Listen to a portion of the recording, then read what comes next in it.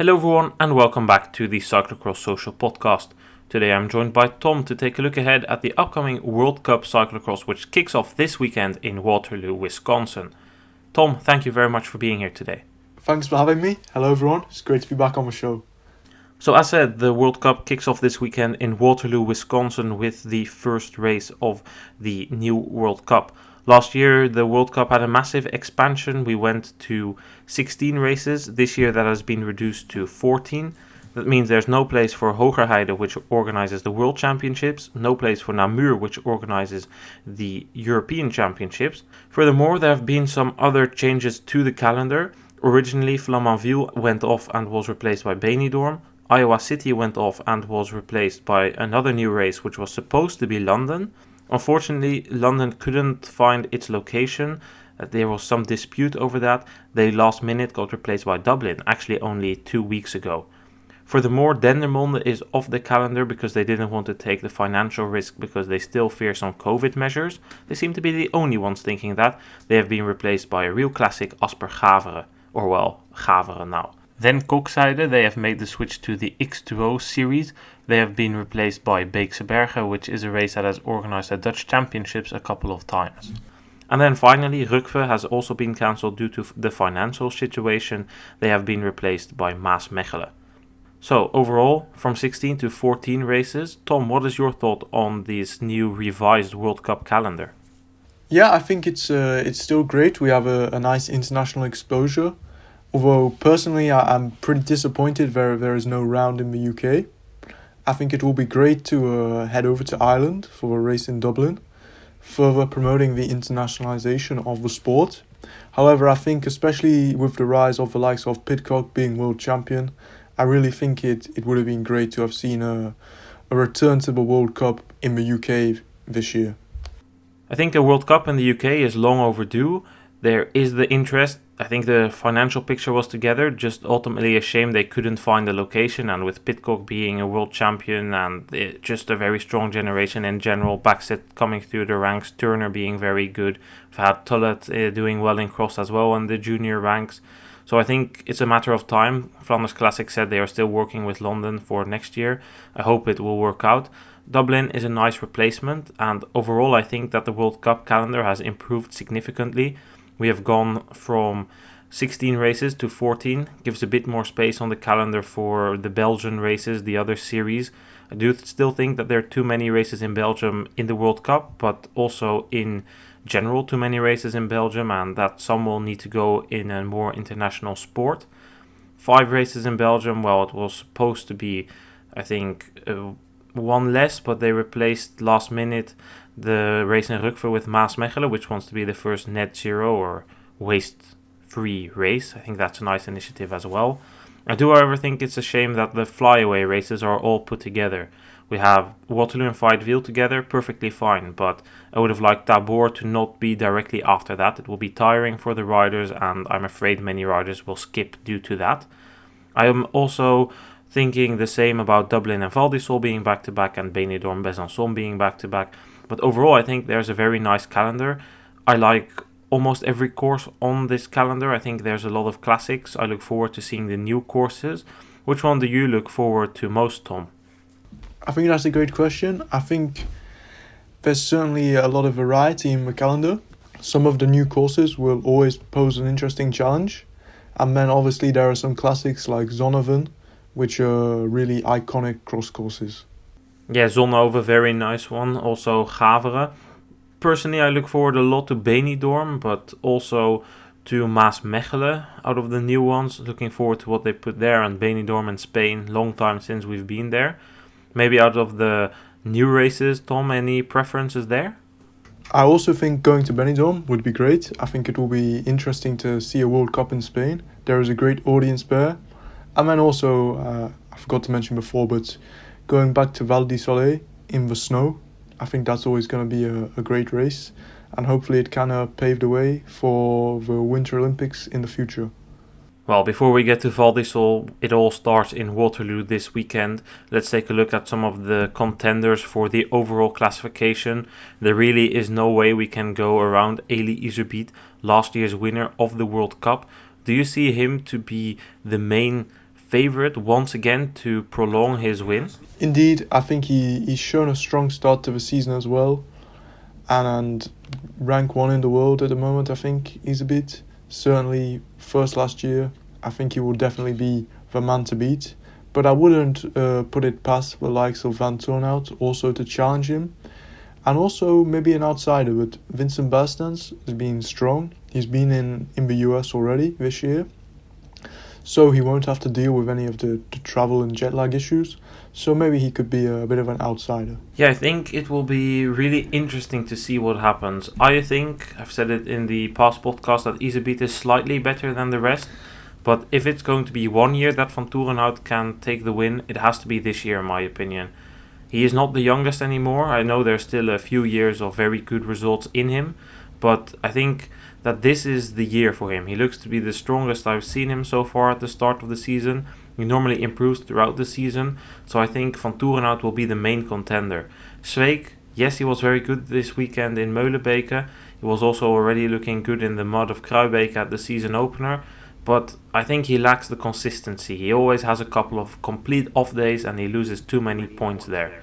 So I think it will be a battle between Iserbyt and Vanthourenhout, and unfortunately both are teammates, so I think that won't really benefit the battle because they won't be allowed to chase each other.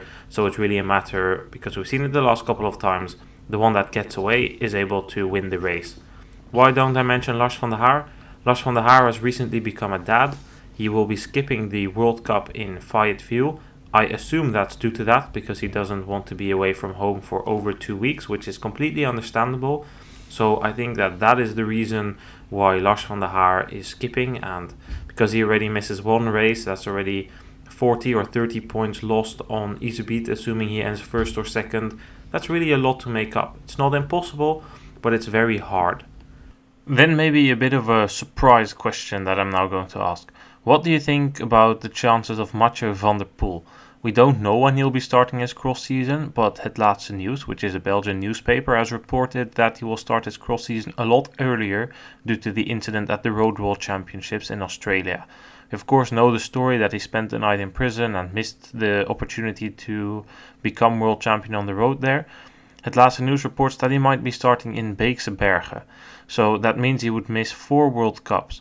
If he misses 4 World Cups and Iserbyt wins all of them, that's 160 points. With 10 races left, if he wins all of them and Iserbyt would end second in all of them, that means he gains 100 points. But if Iserbyt doesn't do that and is forced to either skip one or is missing out on more points due to maybe Van Aert or Pidcock being at the start line or maybe even being beaten by the other riders, do you think that there's a chance that Mathieu van der Poel can win the World Cup? And of course we can't forget, it's not a given that Iserbyt wins the first 4 World Cups. If he wins less World Cups, then of course the deficit of Van der Poel is even a bit smaller. What do you think? I think it's a tricky one to say, but I think it's certainly possible for him. If he has a great year and he's dominant, it's certainly possible to overturn the margin.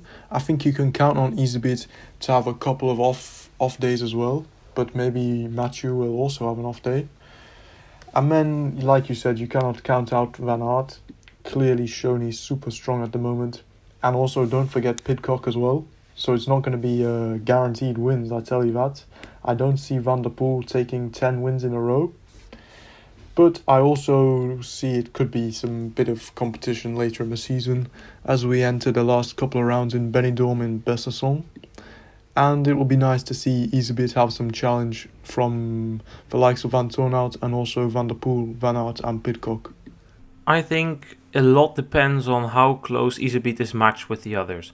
If Iserbyt wins the first 4 races, I think there's no way that Van der Poel can take back those points.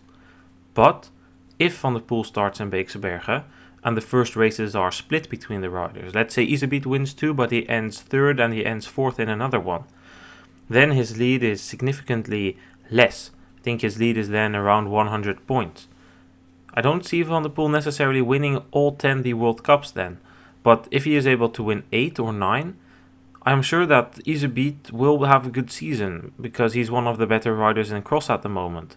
But as you said, when Van Aert come and when Pidcock come to the cross and really do well there, a fresh Quinten Hermans, I think that Iserbyt will once again face serious opposition, and it's no shame that he's not able to consistently compete with Van der Poel, Van Aert, and sometimes not even Pidcock. These are riders from another planet. Van Aert and Van der Poel are some of the best riders to ever do cross. So it's not a shame, but I think it can be interesting. But the key will be, how do the points be split? How are they split in the first few rounds? And when does Van der Poel start the season? Will he actually start in Beekse Bergen? Or will he start later, maybe in Hulst? If he starts in Hulst, well, then there's no way that he wins the World Cup.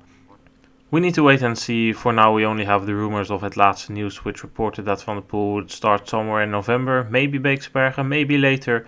So we'll just need to wait and see. Let's go back to the World Cup then. The overall rankings. I already gave my opinion on Van der Haar, Vanthourenhout and Sweeck. What do you think about them, Tom? And of course, we can't really forget Van Aert and Pidcock, but these riders, they will start the season too late to really be a factor. So the riders that are currently in the field, what do you think? Do you think that they will be able to contend with Iserbyt this year, or will it be more of the same last year where Iserbyt basically runs away with it? I think Iserbyt can be beaten. He's shown that he's not super consistent, but it's certainly gonna be a challenge. I think first, second this year so far, not off the podium, and yeah, he ended with a pretty much podium every race at the end of last year. But then he did have a couple of DNFs, Oostmaal DNF, Middelkerk DNF, and it was 15th in Lille as well. So he's not super consistent. So we've seen he can suffer in the cold as well. If it's a really harsh winter, perhaps it will be more of a challenge for him. I still think Iserbyt is the favourite. He is indeed not the most consistent, but he is usually consistently up there when it matters in the World Cup. And if he doesn't skip races like he did last year and really focuses on that World Cup, he just takes more off days in these other classifications. For instance, in Loenhout or also in Lille, he just didn't really care about it. So he's just like, well, I won the World Cup, that's most important for me, and then I'll focus on one other classification, which will probably be the Super Prestige again, and then he will try and find a way forward in that. And I think that is his recipe to success, and with his main contender being in his own team, I think that Iserbyt is the clear leader in his team and will play that numerical advantage as well and is able to secure the World Cup win. Not in the least because we have a couple of strong riders that could potentially challenge him if they make another step throughout the season, but most of them are under 23. We've seen a very strong performance by Haar in Beringen. We've by now learned that in Molenbeek he had an issue with his pedal and therefore couldn't compete, but that of course won't happen every race. So a strong Haar can potentially challenge for a top 3. I don't think he is at the level yet to challenge with Iserbyt for the overall. That will come in the future. But for now, he's still an under 23. Don't have confirmation if he'll do the under 23 World Cups. Last year in our podcast, he said that he was maybe considering going to the elites a year earlier based on how it goes. But we need to wait and learn more about that. That decision might maybe only come later on in the season.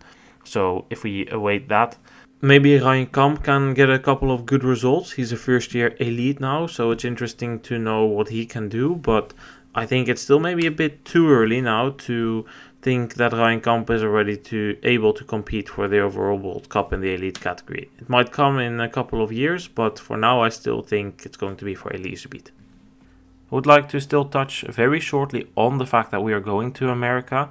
As always, there's criticism on the fact that we go to the United States. What's your opinion on having 2 American World Cups, Tom?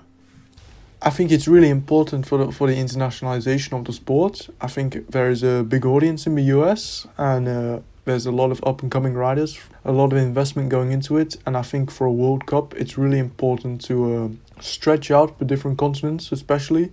So yeah, at the moment, only Europe and the US. So it's super important, but it's not just a European Cup. However, I also recognize that the travel is a big issue. There are also problems with the cost. And I think it's something like 40,000 euros the Alpecin team are paying just to send their 8 riders over. So certainly not everyone can afford to do that, which is a big barrier at the top level of the sport still. But I think it's really important to try and make that happen, and whether there needs to be changes made in order for it to be easier to make the trip over. That's something to be further discussed, I guess. I mean, you make some really good points. If you don't go to the States, you basically have a European Cup, because it's really the only chance you have, together with Canada, I must add, really where there is a market and an establishment. I personally think there is a market in South America to be discovered as well, especially based on some of our Instagram analytics. I really think there is a solid chance if you get an investment to set up something there, but there's no riders from there, no infrastructure, no teams that really organize anything, so that's super complicated. Australia and Asia seem to be very long shot. I know there's some races in China, but they haven't been able to be hosted under the COVID regulations for, I think, 3 editions now, so who knows if they will come back. It's super complicated. I think there's a good way forward in Europe with the Flanders Classics. Yes, the new World Cup format is not perfect. Yes, it's very difficult, especially for the smaller races that are outside of Belgium. Yes, it's very difficult to come in that World Cup. The costs are a big issue. But I do think that going to the States is the only thing that makes it a World Cup. I hope that there can be a race in Canada added in the future, and that we could maybe have the first race of the season in Canada, then the second one in Waterloo, then the third one in Fayetteville, or there are some other amazing races in the US CX series. The King CX Cross was very nice last year. The Charm City Cross this weekend was super nice. With a small change to the course, I think these races would be fitting for World Cups to be hosted there. Biggest issue, of course, the financial one, but if that could be resolved, more races could make it a bit more affordable. But then the World Cup also needs to accept we can't only host on Sunday. We can't have these people on the other side of the ocean for an entire month. But if they would do a race, for instance, back-to-back, Saturday, Sunday, or maybe a midweek race like they've done earlier with Las Vegas Cross, that would be interesting. That would shake up things. But who knows? I don't know. I don't see it really moving forward in the States. The market hasn't really been captured there. I can see the reasons why teams don't send big groups of riders, because it's simply too expensive. But I do think it's important that we go there and try and internationalize the sport, because else you are indeed, as you said, Tom, very much a European Cup, and that's not fitting. We can kind of already see the effects of the high cost if we look at the start field in the women's race. A very tiny starting field, only 35 riders able to line up at the start line for the Waterloo World Cup. Many Dutch riders. I think there's really no way around it than to just accept that we'll see another Dutch battle for the overall World Cup win on the women's side, isn't it, Tom? Indeed, I think if you go down the start list, the first 10 rider numbers, all from the Netherlands. I think they've got a big team here, taking up almost basically a quarter of the field. And yeah, I really don't see that there can be any challenges from outside the Netherlands, unfortunately, at this stage, which is a shame, but it also shows the great depth of talent. And I think we can really be guaranteed a great battle in the women's race. Last year, Lucinda Brandt quite comfortably took the overall win. Do you see that happening again this year? In the first few races of the season, she faced some opposition, or well, quite some opposition by Fem Van Empel. And you can never count out Denise Betsema as well. So do you think that it will be another victory for Brandt, or maybe this year somebody else? Yeah, indeed. I think Brandt is certainly super strong. Rank 1 in the world, and a good start to the season. Second in Beringen, win last weekend in Mühlebecker. But I think also you can't count out Anne-Marie Worst. Also made the trip over early. She's been comfortably taking the wins in the US, and again she's not going to have had to deal with the travel issues, and I think she could be really coming into form. But obviously she won't have been able to test herself against the other strong Dutch women, so it will be interesting, but I would definitely not count out Worst as well. I think that Lucinda Brandt really has the extra factor of being very consistent. She's always up there, at least in the past couple of seasons, where Betsema fluctuates a bit more in her results, or, well, it's not really fair to be honest. Betsema is also consistent, but consistently slightly behind Brandt. I think Betsema of last year, of course, had the lead of the World Cup for a very short while after Zonhoven when Brandt was sick. She wasn't really able to utilize that opinion to really capitalize on that momentum and that lead that she had gained there. I do think that Betsema is a good rider. I do think that she will be up there in the standings. But at least going by what we've seen so far, I expect Brand to be up there and fighting it out with Van Empel. Unfortunately, no Puck Pieterse here. She has had a COVID infection after the mountain bike worlds and is still working to come back from that. Shirin van Anrooy is resting after a racing period on the road, which was pretty intense, so she also will be a non-factor. If you miss the first 2 races, it's very difficult unless you put in some insane streak, which I don't expect. You already mentioned Annemarie Worst. I agree that we can't count her out for the wins here in the States. It's a bit of a difficult question to really answer where she is. She had 2 kind of tough seasons. She's shown glances of her talent, winning Kokzijde silver in Oostende at the World Championships, where she could very well have beaten Lucinda Brandt completely by surprise. She's now looking to be in a happy zone, of course, being in the States for a while, doing the races there, racking up the confidence. So, yeah, I'm interested to see what she can do. But in terms of the overall, yeah, I still think that Brandt has the edge, just slightly still. I already said it many times, we're going to see interesting battles between Brandt and Van Empel. Maybe some other riders will be able to join in, or well, not maybe, probably some other riders will be able to join in, but I still think that Brandt just slightly has the edge over the rest, and we saw it in the last couple of seasons. The races were quite entertaining, but usually when Brandt got away just after the halfway point of the race, nobody could really beat her. Occasionally she was beatable, one time by Betsema. I think she was beaten a couple of times by, of course, the world champion, Marianne Vos.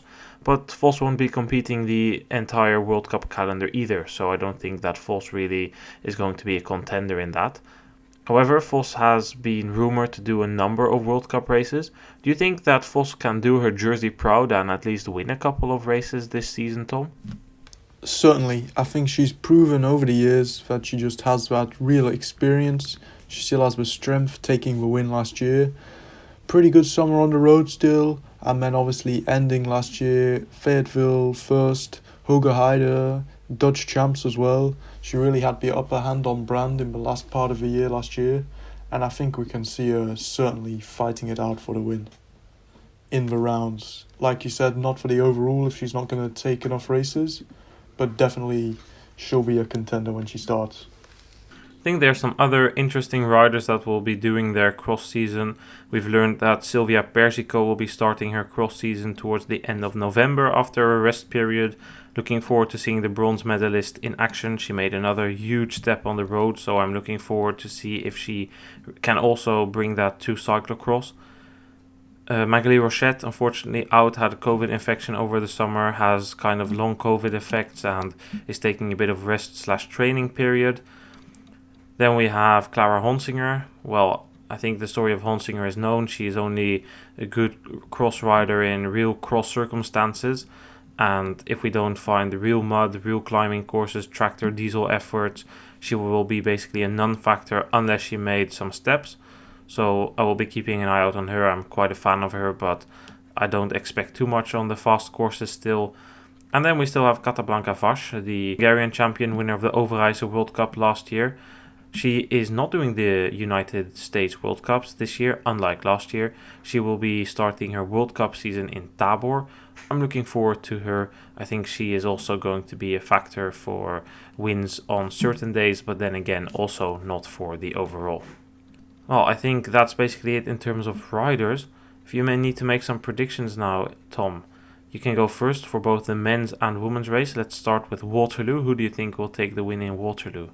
So I think I have to go for the obvious one here. I think the out-and-out favourite Iserbyt for the win. I think Vanthourenhout will follow him on the podium. And then followed by Laurens Sweeck. I will be going then with a different podium. I will go with Laurens Sweeck taking the win ahead of Eli Iserbyt and Lars van der Haar. If we then go on to the women's race, I already gave it away. Van Empel taking the win ahead of Lucinda Brandt and Annemarie Worst. What's your top 3? I will go for the outsider then. Well, not the outsider, but I think Worst will come in strong from her USA trip already. I think she will take the win ahead of Brand and Van Empel. If we then look at the overall, just one name. On the men's side, who wins the overall? I think it has to be Iserbyt. Yeah, I really have to agree with you. Eli Iserbyt winning the overall. On the women's side, I already gave it away. Brand, what do you think? I think it's going to be the upcoming favorite then, Van Empel. Hopefully some interesting battles between Van Empel and Brand this season, and later the names we mentioned that will be joining the Cyclocross stars later on in the season. Also Zoe Backstedt is joining, hopefully a fit Magali Rochette, but I don't expect them to really consistently be up there. But it's going to be an amazing season for sure. Still, a final note then, nothing against the American women that are going to be starting the race. I am just a bit surprised to see that there's 14 American women allowed to line up, because if you look at the rules, they clearly state if you have 8 pre-qualifiers, you're allowed to have 4 wildcards and 2 under-23s. That would mean that you're allowed to have 14 riders. But the United States only has 6 pre-qualifiers, which are unique places. One of them, Katie Klaus, is not doing cross this season, which means they would have 5 pre-qualifiers. That means that they can send 2 riders of their choice, and then 2 under-23 riders. That would mean they could have 9 riders here. However, the UCI bent their rules, and to still have a pretty decently sized start field, they allowed for more riders to be joining from the United States. I think it's a bit of a weird, exception on the rule, because there's nowhere that it states that the host countries can maximize their slots, and still they're doing it. But I think that's something for the UCI to look into, and maybe change that rule and say that host countries can send 14 riders, which in my opinion would be fair, because they are hosting it. It will be great. They can send riders that the fans want to see. They want to support their local heroes. So I think that would be a good rule, but then implement it and not only have it for the American races, because now you want to have a bigger start field, because then who decides when this happens and when not? Well, on that note, I'm looking forward to this World Cup season. Tom, thank you for being here. Thanks for having me. Thanks everyone for listening. Hopefully you are looking forward to this new World Cup as much as we are doing. Let's hope for some exciting battles in terms of race wins and overall. If you want to write to us, you can do that at noah@cyclocross with 3s's.com. Looking forward to the World Cup season. Hopefully you all enjoyed this podcast, and then we'll see you guys after Waterloo with the debrief. See you guys then. Goodbye.